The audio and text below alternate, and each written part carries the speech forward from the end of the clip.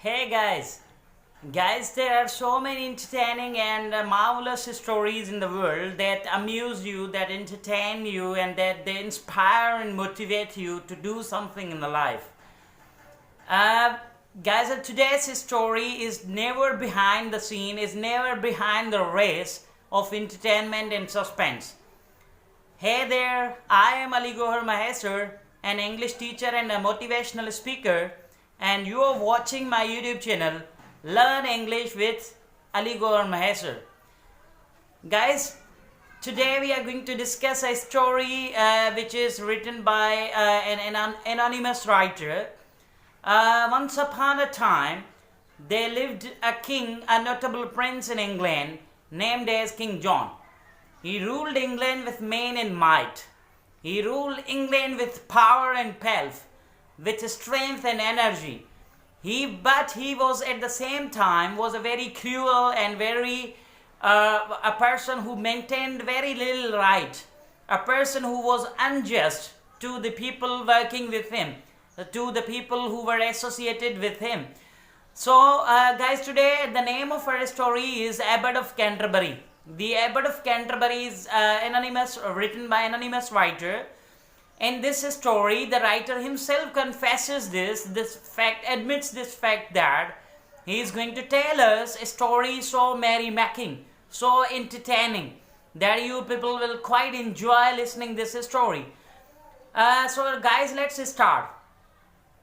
The King John, who was a very weak person, he lent his ears to everybody, to every man. People around him, they just told him that Abbot was maintaining a far better housekeeping, and there are so many numerous attendants and servants that are serving Abbot of Canterbury. Listening to them, he became quite jealous of Abbot's high renown and high fame and far better housekeeping. So he wrote a post to England. He wrote a message to the England that the Abbot must be presented before him in his court, in his palace, in his before him. So the Abbot was brought before him, and he started asking Abbot, "How, Father Abbot, how comes that you maintain a far better housekeeping than I am making? How come that you have so many servants attending you, hundreds of them, they attend you every day, and there are 50 more servants who are wearing golden chains and having velvet coats, and they are waiting about you, they are attending you all the time. They are standing there on the gates of your palace, gates of your residency. So how come that you have achieved so better housekeeping, and you have earned so high renown, and you have earned a lot of fame and popularity in London? How come? From where have you achieved? I suspect and I fear." The King John tells Abbot that I suspect, that he suspects and he fears that you are making a high treason against me. You are going against me. You are actually going to be a rebel against me. You are a rebellion. You are a person who is committing a high treason.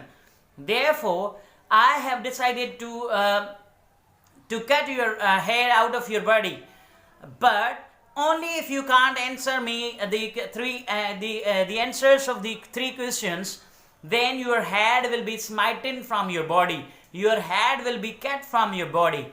So you have only there's only possible chance that you can live your life is that you may give me the answers to the questions that I'm just putting before you.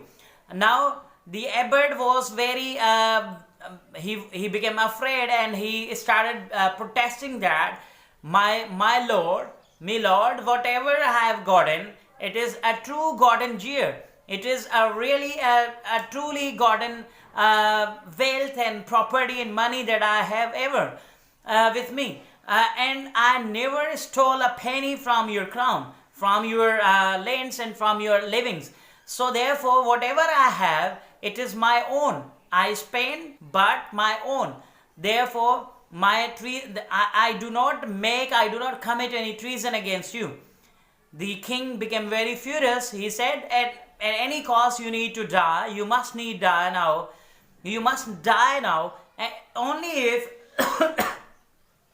sorry, only if you can answer the three questions that I am going to put before you, your life and lands will be yours. Otherwise, your life and your living, they will be forfeit to me. They will be confiscated by me.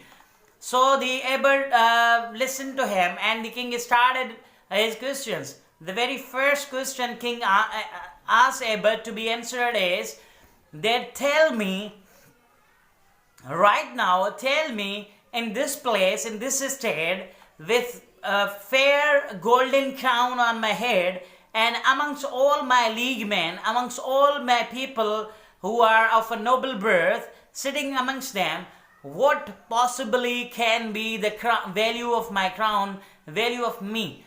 What is the worth of my crown and me amongst my liegemen? What is the total worth of my crown and me? The first question that abbot was listening to. Now the second question the king put before him.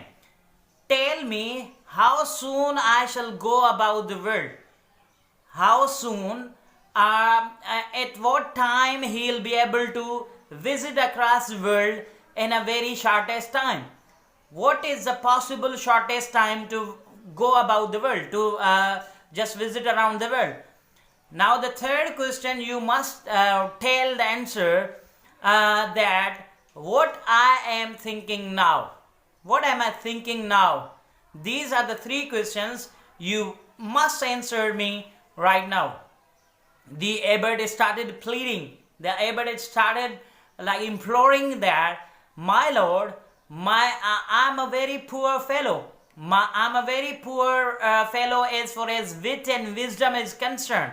These are very hard questions for a person having shallow wit like me.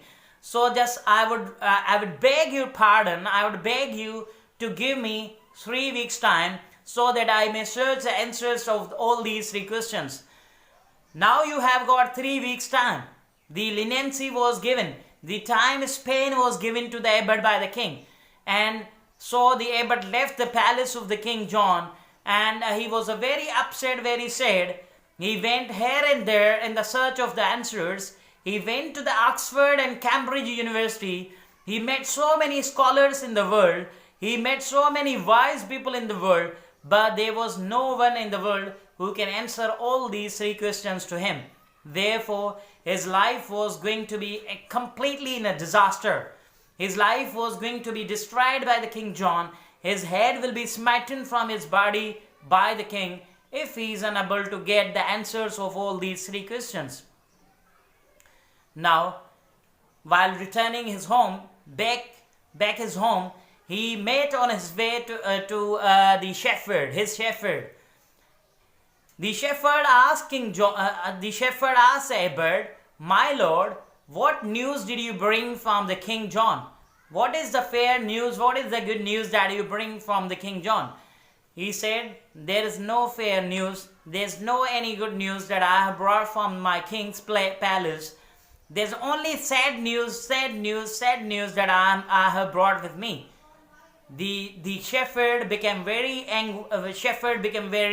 surprised and very shocked and was very anxious to know what is that sad news. The abbot told the shepherd that king has given me three questions to be answered, and if I am unable to give answers to his questions, I am only left with 3 days more, otherwise my head will be smitten from my body. The shepherd told the abbot that, my lord, don't be upset, don't be worried. You might have heard one day that a fool man sometimes teaches the wise man. A layman, a common man like a shepherd, may teach one day a very wise man of his time.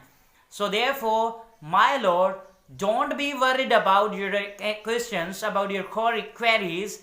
I'm going to settle down the quarrel that you have just had with your king. I'm going to sort it down forever.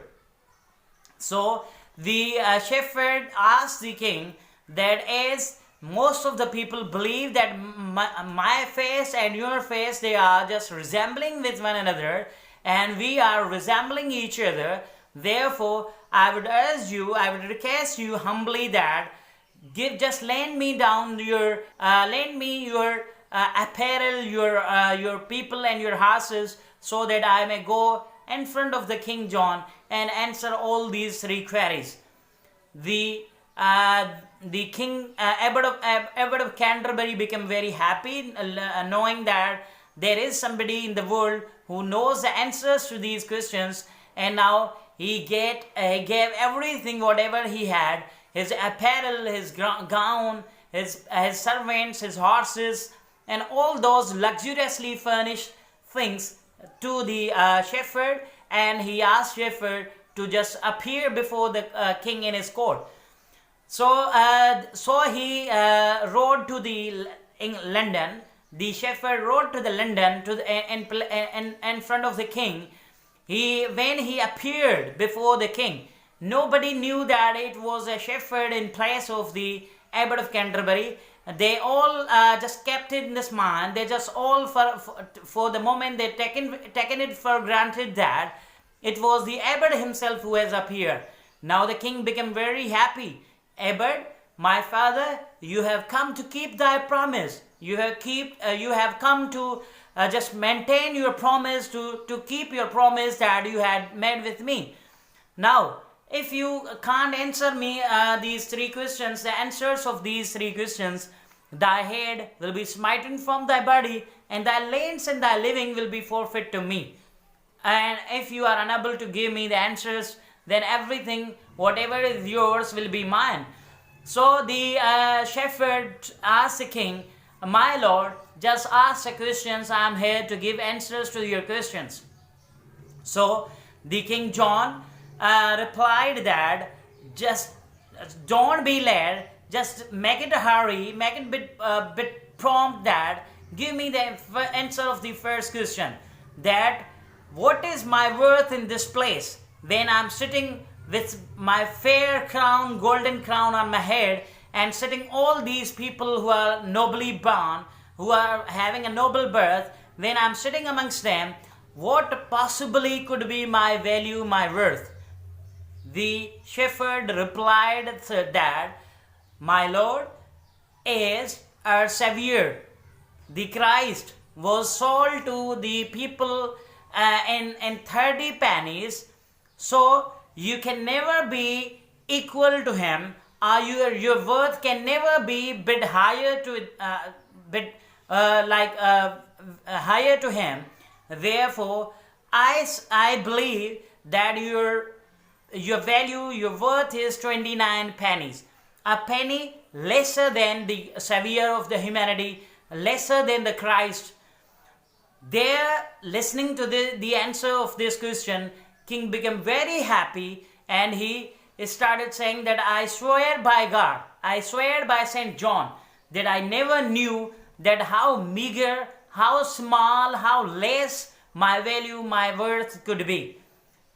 King became very happy, and now be ready to answer my second question. The second question is that how soon I may ride about the world?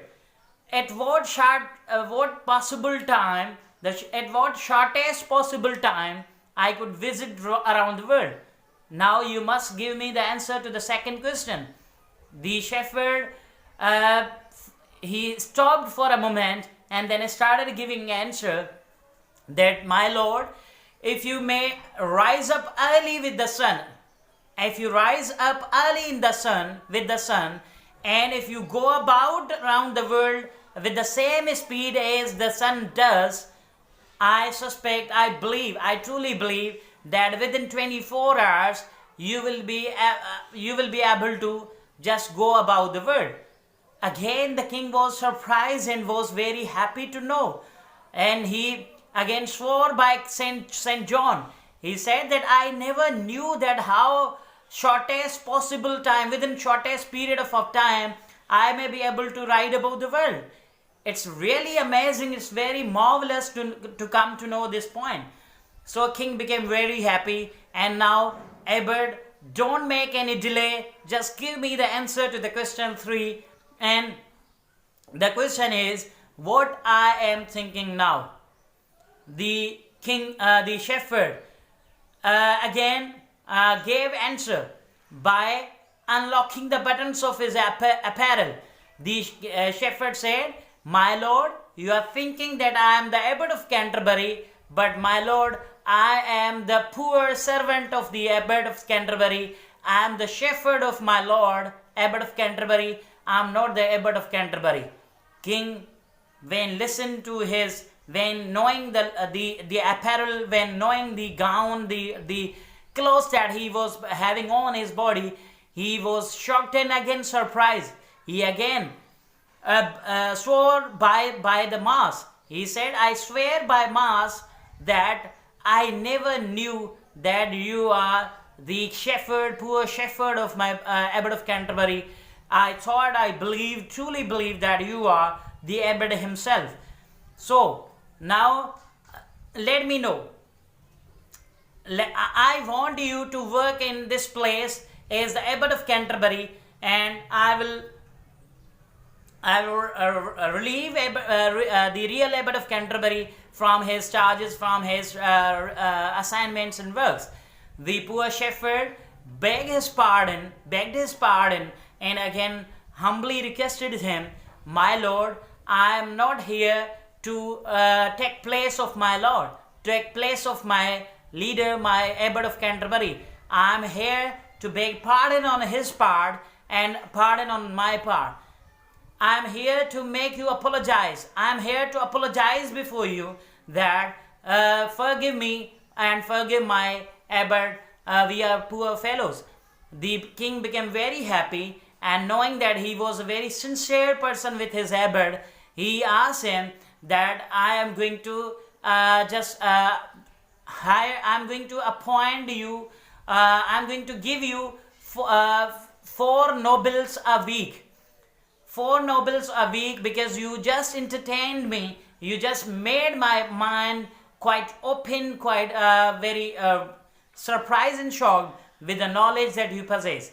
And just go back to your abbot and tell him very accurately that I forgave him his follies, and he is now the abbot of the Canterbury. He will soon be joining his assignments again as the abbot of Canterbury." So guys, I hope you enjoyed today's story, and this story was very catchy, was very entertaining and very amusing. I hope you enjoyed. If you loved listening these stories, then don't forget to like, share and subscribe my YouTube channel for more details and more stories like this. We'll meet again with another video clip. Till then, goodbye. Have a good day.